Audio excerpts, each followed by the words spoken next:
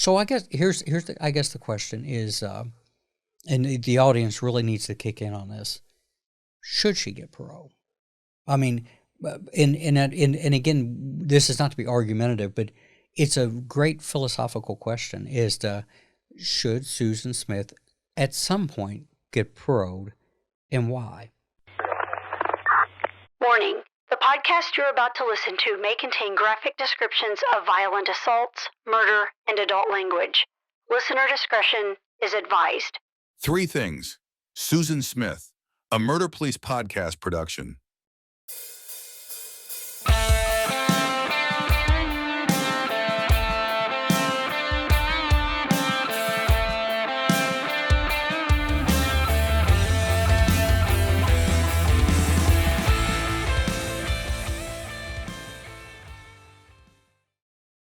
Welcome to the Murder Police podcast. We're back again with Three Things. I'm Wendy. David, how are you? Doing good. Yeah, I'm excited. This is one of those cases that speaks to you a great deal, so I'm excited to do it with you. It does. You know, ever since you came up with the idea of doing Three Things, I told you from the beginning this was on my list. Yeah, for sure. Yeah. So we're finally back again. And I like doing these too. I like mixing them in with the cases and things like that. So for the fans, don't get all worried and freaked out and everything. That we're going to mix these in and come and go with them a little bit. I think it's just something fun to do to kind of not break up the monotony of our typical interviewing detectives, or our missings or whatever we may have. But the Three Things are just kind of fun, mostly just to recap cases. This is on Susan Smith, a case from back in 1994. But also, some people may not have heard of these. It's kind of something interesting to look into. That's true. Yeah, the more we stretch back, the less likely people are familiar. And then if they are familiar, maybe a reminder. So again, we're going to do 3 things each on the Susan Smith case. On Susan Smith. So why don't you tell us a little bit about the Susan Smith case from 1994? Absolutely, good idea. It's been a minute since this case happened. So for people that have never heard of it, let's do a general background on it, and for people that have heard of it, kind of a refresher. Let's start with some background information. Susan Vaughn Smith was born on September 26, 1971, in Union, South Carolina. Records indicate that her childhood was rather turbulent. At some point, her parents had divorced, and when Susan was just 6 years old, her father died by suicide. In 1991, she married David Smith. They had 2 boys, Michael, born in 1991, and Alexander, born in 1993. But their marriage was rocky, marked by separations, reconciliations, and ongoing conflict. On October the 4th, 1994, during the evening, Susan called police with a shocking story. She said she had been stopped at a red light when an African-American man approached her car, ordered her out, and drove away in her car, with her 2 children still strapped inside. That claim launched a massive manhunt. Law enforcement, volunteers, and national media descended on Union, South Carolina. Television shows showed Susan pleading for the safe return of Michael and Alexander, and her tearful appeals captured the nation's attention. But as the investigators dug deeper, problems emerged. No one saw the supposed carjacker. Roadblocks turned up nothing. And some of Susan's statements didn't match earlier versions of her story. Detectives also learned that Susan had been romantically involved with another man, one who made it clear he did not want children. That revelation shifted the focus of the investigation. 9 days after the boys were reported missing on November 3, 1994, Susan Smith actually confessed. She admitted there had been no carjacker. Instead, she had driven her car to a boat ramp at John D. Long Lake with Michael and Alexander inside. She released the parking brake, letting the car roll into the water. Both boys drowned, still strapped into their car seats. Divers later pulled the vehicle from the lake with the bodies of these 2 young children inside. Prosecutors argued that Susan killed her sons because she saw them as an obstacle to her relationship with her lover. On the other side, the defense pointed to her history of depression and a suicide attempt shortly before the murders. Susan's trial began in July of 1995. The state sought the death penalty, describing her actions as deliberate and self-serving. The defense maintained that Susan was emotionally disturbed and not thinking rationally. On July 22, 1995, the jury found her guilty of 2 counts of murder. She was sentenced to life in prison without the possibility of parole after 30 years. As of today, Susan Smith is serving her sentence at the Leith Correctional Institution in Greenwood, South Carolina. So that catches us up with Susan Smith from 1994. Right. So with that said, well, let's dive into our 3 things. Absolutely. And as always, you go first. What's your number one thing? Thank you. This case has just baffled me since it occurred. And, back in 94, we're talking 31 years ago, there wasn't all of the true crime on TV. But, even back then, I was still baffled by this case. And, I was young at that time, but I remember just being blown away I was blown away by the case. So let me just dive into my 3 things. And I've got my list of notes here because I've been working hard on this. But these 3 things, and they were so easy for me to choose because they were always, I've got more than 3, but they were always 3 things that stood out to me.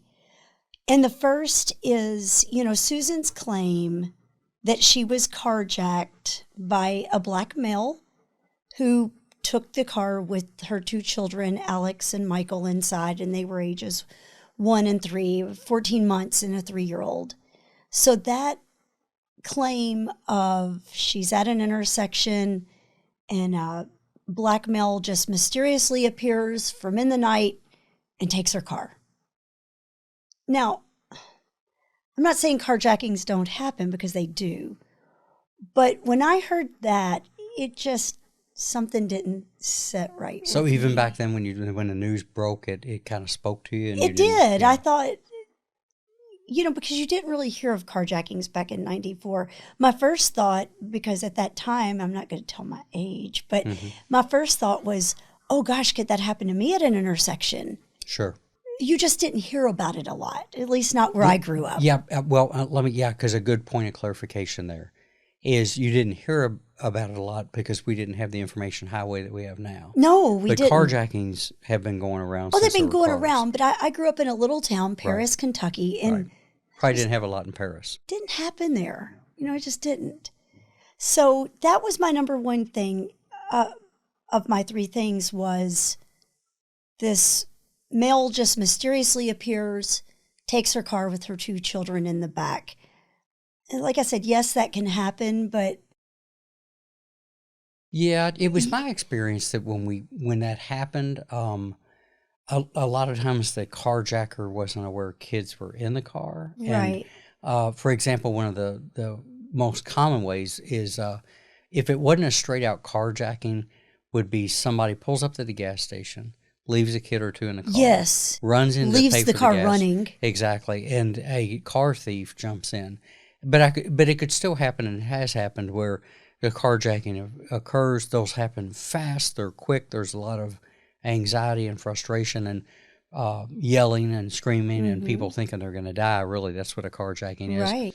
So there's always a possibility that somebody could jump in and then... Sure, and it does happen. Sure. Yeah. But I just recall back then thinking, who's just going to take the car with 2? And obviously when they carjack, they don't know there's children in the back. Most of the time you hope that they at least let the children out. But that was my first thing of... It just didn't set well with me. I think so too. I thought the same thing, is that there's that old thing of what do we used to say, possible but not probable. Right. And sometimes you have to look at these things and look at them, even naively we can look at them and say, what's the real likelihood? So I'm with you. I think back then too, I agree with you that first story was there. And let's just, the elephant in the room too is the fact that she informally indicted a mysterious person of color. Is Yeah. that's one of those things that's when we talk about biases and racism and stuff like that. That's one of those underlying threads in our culture that's going to be the scary person. Yes. And I know that because I had cases where people would identify a mysterious actor in a bad case that never existed, and ironically enough, most often it was somebody of color. So that's worth pointing out. Yes. That's worth talking about a little bit. Is that's an unfortunate thing. Is that Yeah, that she just pointed a finger. that's at it that. exactly? And Yeah, exactly. And maybe in her world, we don't know her, and in her world, that synthesis made a lot of sense. But it's not uncommon either. It's not Right. uncommon. So, yeah, I think that's one that the people who were old enough to remember when this case happened is, I'll bet they agree too, that they're watching the news, and that's one of those things that makes you go, So the whole storyline. So, what was your number 2? Well, as you know, 9 days later, she came out and told the truth. Okay. Right. So this drags on for all these days with her, which leads into my number 3. They kind of piggyback each other. Sure. Number 3 is she's pleading and crying in front of the cameras during these 9 days leading up to the 9 days. Okay. So to not jump, but to intertwine those. Now, as a mom and you as a dad, of course we're going to be pleading for our children's safe return, right? The dad, David Smith was his name, her husband, he was genuine, but there was something about her, even back then, I was like, that seems so fake. I wasn't a mother at that time, but especially looking back now, she just didn't, it seemed very disingenuous. The tears seemed fake. She was kind of looking away, and the way she was pleading just seemed forced and fake to me. So when it comes out 9 days later that she had done this, that intertwines with my 2-3, which I guess are together, it was a suicide attempt. Right. Okay. So that also never sat well with me because, and thank God I've never been in a position where I've contemplated that. But if you are looking to commit suicide, why are you going to murder your 2 children along with you? That suicide is for you, not to murder your 2 children. And subsequently, she jumped out of the car at the last moment. Her body couldn't let her do it. I think something I read at one point said that. So at that point, then it's not a suicide attempt. You're just murdering your 2 children. So was it a suicide attempt? In my opinion, no, it wasn't. And again, let me preface, this is only my opinion. Sure. Okay. We're all welcome to our own opinions. And if you don't agree with it, I'm sorry, but that's mine. I just thought, if that is a suicide attempt, why are you going to involve your 2 young children with that? And why in that kind of horrific manner? True. Murder-suicide, though. Not uncommon. Not uncommon, but why 2 innocent children? We see that in domestics. That's murder-suicide. Yes. Is that you take something from somebody. And so I see what you're saying. Now, we rationalize it as parents as that we couldn't do that. But I might have mentioned before, but when you're in policing, one of the things that you do is you find people who are deceased. People don't get the mail, they don't show up, they don't go to work, and usually a family member, landlord, somebody calls and the police come up, and you enter into a home or an apartment under exigent circumstances because there's a problem that people believe is there, and we do that.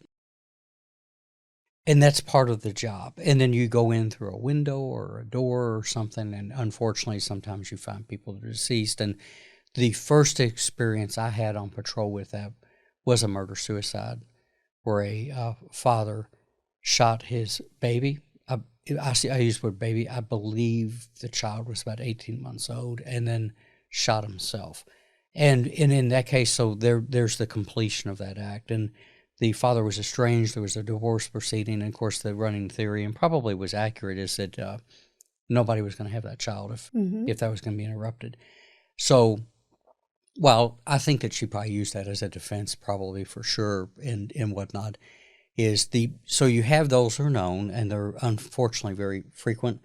But the other thing too with suicide too is when people don't go through or they change their minds. So I get what you're saying, but it is Right. possible. Now I think that she probably articulated a defense with it, because when you've done something like this, the defense team's going to have to throw everything against the wall they can. Oh, sure. But people do change their minds. I've read articles They about. do, but Yeah. then why did she not attempt to get her children back out of that car, or at least run and try to get help to get them out? Yeah, exactly. Oh, yeah, those are the things that. And I do understand yeah. people do change minds. However, I think the difference in the case that you had with the 17-month-old being shot because it was a custody dispute, the difference here is she was having an affair with a wealthy man named Tom Finley.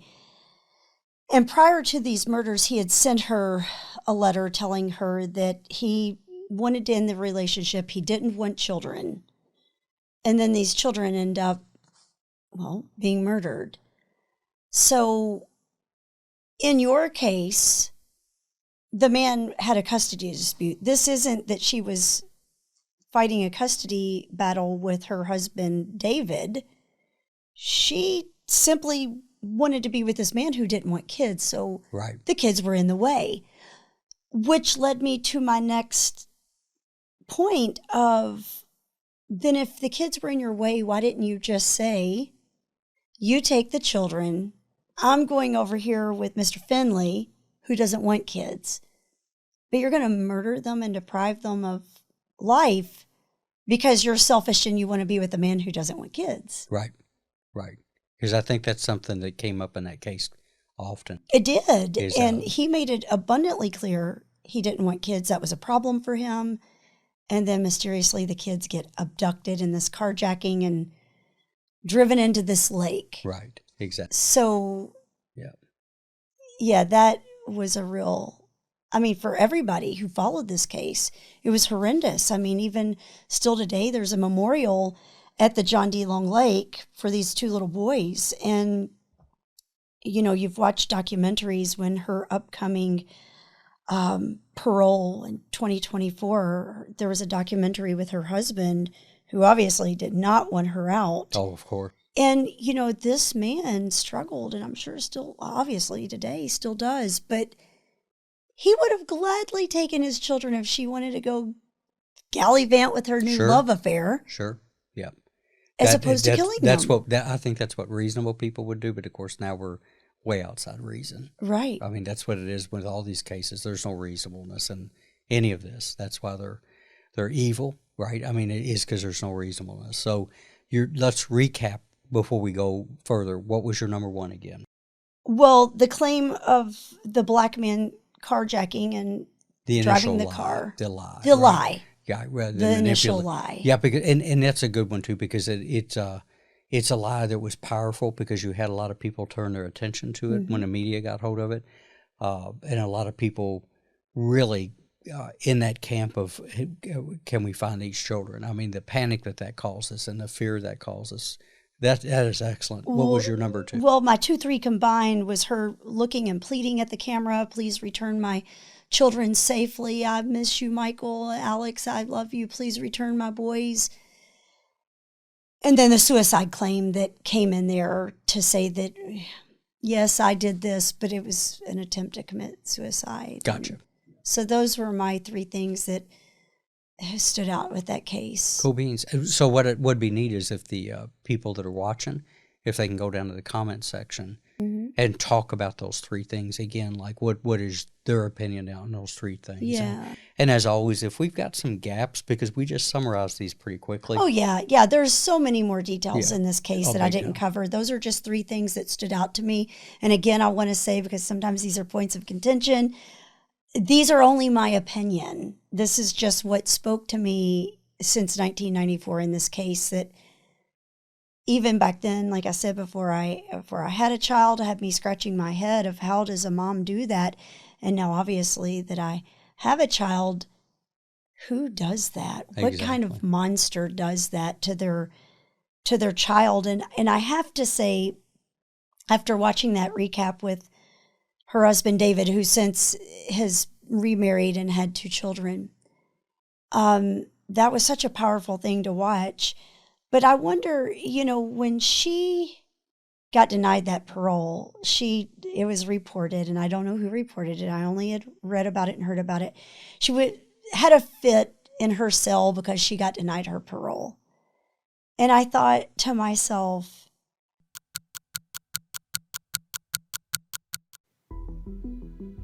Kentucky Case Files explores infamous and overlooked true crime in the Bluegrass State, covering tantalizing cases that made headlines large and small throughout Kentucky history. KCF delves deep into the serious, macabre, and always fascinating stories that showcase why Kentucky was once called the Dark and Bloody Ground. Available wherever you get your podcasts.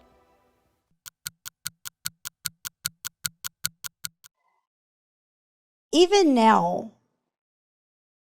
in 2025, all these years later, 31 years later, how can you live with yourself? You've had plenty of time to commit suicide, and I'm not advocating people commit suicide, but if that's what she was wanting to do, but how does she sit there and toy with, I don't even deserve parole. I killed my two Clearly little she boys. doesn't. No. And when I heard that she had a fit because she got denied, well, clearly she doesn't. Well, most people who kill other people don't, and No. that's we could do a whole show and maybe bring some other detectives back in and maybe even some attorneys. But what people forget is that if you have the capacity to do this, you're wired differently than most everybody else in society. Yes. The people that take another life are the outlier. I know we have statistics and it looks like it's common, but they don't have that capacity. If they could feel remorse, if they could feel true regret, they would never take the life in the first place. But that's that whole thing of that discussion of what is evil, which I believe exists, and it comes down to always comes down to narcissism and being the center of the universe, and that's it.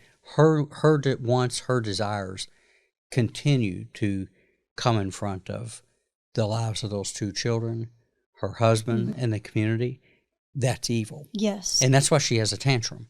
Yes. That is a devil that can't get out, and because that's narcissism, me. So Yes. those are good. Those are real good. Thank you. I'm going to jump into mine because they play off of yours a little bit too. So you're number one. Yeah, the number one thing was the way those kids died. Oh. And you'll hear everybody that is in the business say that it's a tough business emotionally to begin with, but that's exacerbated. And the toughest thing is when you deal with the death of a child. Mm-hmm. And I will tell you that it's not just a murder. It's going to someone's home when a death has occurred for whatever reason. And again, I think it's because if we're parents or we're thinking about being parents, we can empathize and try to put ourselves in those shoes, and it's difficult. It's always horrible. I got blessed with not doing too terribly many, although I aided in a bunch of them. Where I worked is that the Crimes Against Children's unit would actually pony up and run up front, and then the homicide unit would come in as a support unit to that. But in this case, it was brutal. Yeah, and it not only it's horrible enough that she chose to do that to her two babies, but I think oftentimes people don't think about the first responders or the divers in this case who had to go pull those little boys out of that car. Yeah. That's something I'm sure still 31 years later they can't shake. Oh, no, that's in their PTSD box. There's no doubt about that. Yeah, that's in the PTSD and box. Just to think what those two little boys went through, that's suffering. Well, yeah, I guess that's the part that's hard about that, because you had mentioned who does that. Why would she go in and attempt a rescue? And then, of course, the whole thing about going into days of lying until they got a confession out of her. But because you have to wonder. It's pretty clear from the evidence that I've seen, or not evidence, the material I've seen, is that they were strapped into car seats. So there's no mobility there. Then you wonder if they were awake. I think in testimony maybe I read, and somebody in the audience can straighten this out, that they felt pretty sure at least one was awake. Even if they were asleep, I'm sure when the water started coming in, they woke up pretty quick. That's the point. Is that so they both were awake. Yeah, unless she drugged them or something like that. But either way, yeah, you're going to wake up. And then once the children are aware, that you're just trying to think of the fear, the panic, And the first thing that they're going to think about is, where is my mom? Right. And of course, they don't have any capacity at that point to put together that mom just did this. But that adds so much pain to this, is that the first thing a child thinks about, because that's their sense of security, where security should be, is, where is my mom? Yes. Or my dad, however the case, wherever this is at.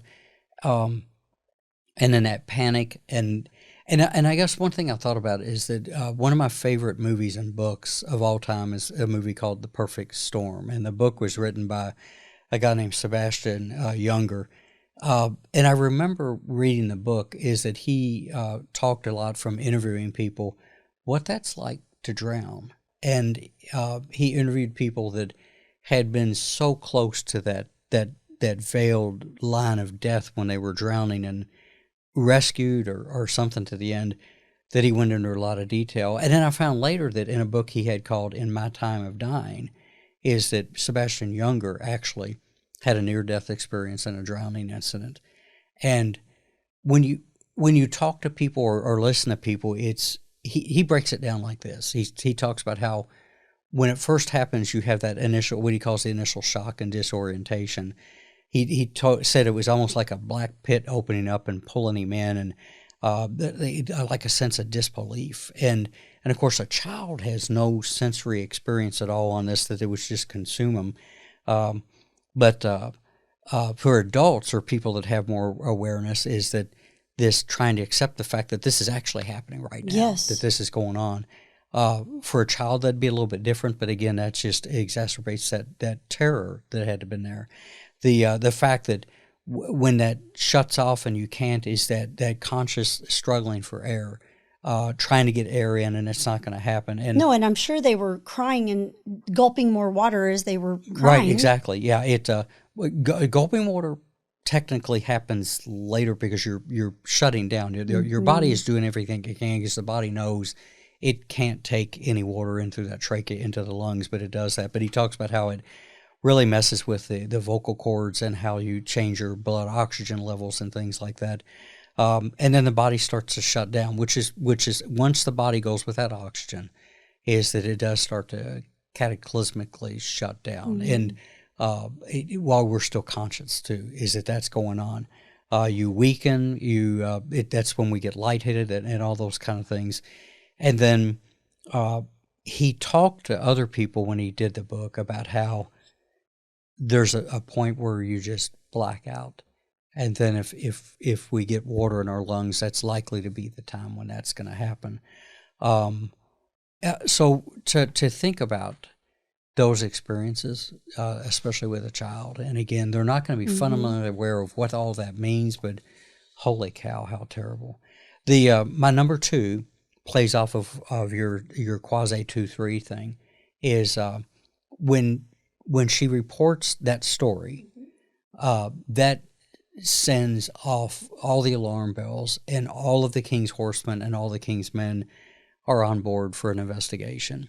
Multi-jurisdictional, everywhere, including, and I'd have to look, but I have got to assume the FBI rode in at some point. Well, and even a lot of people in the community were outreaching. That's it, is people searching, people Yes. caring. And the part of that that's frustrating, because I've experienced it as well, is that vast amount of resources that's simply wasted. And some people might write that off and say, well, it's the cost of business, and I get that and everything, but there's another thing called opportunity cost. And what that is that the time spent chasing the BS that she laid out, and I will say this, I can guarantee that part of that investigation included some segment of that investigation was probably working to disprove her story, because there was suspicions from the early on. But until then, for the public and for the seeking of justice going on. But here's what I'm getting at. All of that monumental time spent on that BS, other cases, other situations were being put on another burner. Yes. And we've talked about it before. It's the reality of the business. It's not everything goes in the pot at the same time. You can't cook with more than 2 hands. And that it pales to the death of the children, but it's also disgusting again, that narcissism and that selfishness of the idea of consuming all that energy that could have been used somewhere else is Yes. crazy. That just, as somebody who's been through it, I can remember personally criminally charging people for lying to us and initiating an investigation. And when we found out later, that was my practice, is that you took a criminal charge. And in some cases, police departments can actually, and governments can sue you. They can calculate all the hours that were spent on it, and they can sue you. So my number 2 was that just disgusting use of resources. And now, number 3 is something that I think that we can ask the audience to really chip in on a little bit, and you touched on it as well, is that she was up for parole in 2024, got denied, had a temper tantrum, I'm not surprised. Unfortunately, she will be up for parole every 2 years, which means the family and everybody has to saddle up. Dave Smith has to saddle up, everybody has to saddle up, go in front of the board, beg, beg, beg, beg. And we've covered cases where that's happened. For example, in the murder of Michael Turpin, is when you learn the anguish that has on a family to repeat and relive that, and then you go into court and you think that you've got justice and you get a sentence, and then these family members often spend the rest of their lives trying to ensure that justice holds on. And the sad reality is that if people don't go to those hearings, then those people get a greater likelihood of getting out. So David Smith is going to deal with that every 2 years. Yes. Unless maybe, I have no idea what it's like in South Carolina, but like, for example, in the Michael Turpin case, at some point just a few years ago, that the 2 suspects in Michael's death were ordered to serve out, which means they took that off the table and they can't apply anymore. And what a relief. Yes. Because, Michael's parents are considerably older than when he was murdered and living that nightmare. So I guess here's the question is, and the audience really needs to kick in on this: should she get parole? I mean, and again, this is not to be argumentative, but it's a great philosophical question: should Susan Smith at some point get paroled, and why? And I won't take anybody on, we won't debate them on it and everything, but I'm interested to see, because people have a lot of unique ideas on that. Yeah, I'd like to know their ideas. And again, it's only an opinion, and we Sure. all have our own. Sure. Can I give my opinion? Yeah, for sure, yeah. Well, I don't think she should. Yeah. Because again, David, the husband, has to relive that. But even if David wasn't on the table to have to relive it, you chose to strap your children in a car. Right. And you chose to lie and say that a black man carjacked you and drove your car, took off with the car, drove your car away with your 2 children. And then you're going to come clean that you did it. But we should, 30 years, some later, however long with that time when she gets it, just pretend like it didn't happen, and you can come walk the streets. Your babies aren't walking the streets. They're dead. Yeah. It questions what our sense of justice is. Because Yes. I'm going to believe, I'm with you. I don't think she should ever walk out of a facility. Parole in some exceptional circumstances might be applicable. In the Sure, death of another depending on person. the circumstance. That's it. But Yes. one case at a time. But then again, people have a lot of philosophical reasons. Maybe they have religious reasons. Maybe they have different belief systems or anything. So I'm going to ask, and on the audience is, what do you think? And again, if you've watched and listened to me and Wendy, we are not going to take you on. This is not a No, it's not a debate. It's not to argue. It's about starting a conversation. It's just and appreciating also that we just want to see what people's opinions are. That's it. And we respect their opinion like we want ours respected. Absolutely. And some people may say, oh my gosh, I can't believe Wendy said she should never see the light of day. Well, that's my opinion. That's it. Yeah, and I think in this world we need to get back to the point where we can express opinions and have dialogues without going at each other. Oh yeah, you don't got to be mad at somebody because you don't like what they think. That's it. So the Murder Police podcast, we're not about that. So No. So again, I guess people, should she eventually get parole? Let's ask a few things. Maybe people can answer. Should she get parole? Mm-hmm. How much time? She's already served a significant amount of time. How much time should she or somebody like her actually spend? If you were a juror and you found her guilty and you gave her that sentence, what would you expect? That came up on the radio talk show I just did, where when jurors go through all of that trouble, because being on a criminal jury in a big case like this is emotionally draining and it's very difficult for people. But if a jury decides and says life or 60 years, should that person do that? Or should the jury get like a side note that says, okay, if you give them 60, they could get out in 12 or what? So maybe the audience can talk about that. Put yourselves, if you're a juror and you gave that sentence, how would that impact you if that person got out earlier or substantially earlier? And I would even like to piggyback to that and add, if you were the other parent, amen, would you be okay with that parent who murdered your children, your babies? Right. Would you be okay with them being out walking around? Yeah, and there we go. And should the surviving victims' family members have a harder say on that than anybody else? I feel like they should. Oh, for sure. Yeah, I think that's because the first place unless you've had your feet in those shoes and you've stuck those babies in a casket and watched them go under the ground, are you okay with her getting out? Maybe you're going to see her at the Walmart or the Kroger or wherever you grocery shop. Right. Because I'm going to tell you, I wouldn't be okay with seeing the person who murdered my child out walking around, because I'd be landing myself back in prison real soon. Probably so. That's how I feel. That's David Smith's children. I'm not even going to call them Susan's children, because a mother shouldn't do that to her babies. Right. So back to it again. If the audience would just jump in and jump in, share your opinions, have a good philosophical conversation about it. Maybe, and broaden the context too, is when should parole apply and when shouldn't it? What are your non-negotiables? What is the audience's non-negotiables? And that ought to be a pretty good discussion. So we can start with Susan and work our way out as to how this works. Yeah, and I think also if it were a different circumstance and it was a car wreck and she couldn't help it, that's different. It was an accident. This was a deliberate act. It was. So it was. Do you feel like she should be out since it was a deliberate act versus it was a car wreck, she couldn't get them out in time, and they subsequently died. Right. And she was heartbroken and she ran to the whatever the circumstance all of that may be. In that scenario, we would not be talking about this case. That's right. Period. End of story. This was a case of murder. That's it. Tried and true murder. I also would like to know, I don't think we've ever asked our audience, and again, a lot of people may not have known of this Susan Smith case because it was from so long ago. But I would like to know, those of you who had, or if you look into it online, what are your 3 things? Yeah, for sure. What 3 things stands out? Becca, my big German Shepherd once dead, her 2 cents worth. You'll Becca, see her popping in and out a little bit. So Becca, what's your 3 things?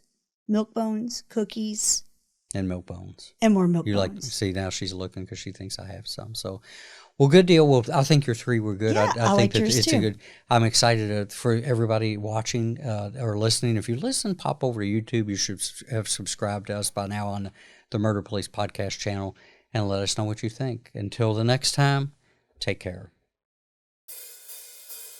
The Murder Police Podcast is hosted by Wendy and David Lyons and was created to honor the lives of crime victims, so their names are never forgotten. It is produced, recorded, and edited by David Lyons. The Murder Police Podcast can be found on your favorite Apple or Android podcast platform, as well as at murderpolicepodcast.com, where you will find show notes, transcripts, information about our presenters, and a link to the official Murder Police Podcast merch store, where you can purchase a huge variety of Murder Police Podcast swag. We are also on Facebook, Instagram, and YouTube, which is closed caption for those that are hearing impaired. Just search for the Murder Police Podcast and you will find us.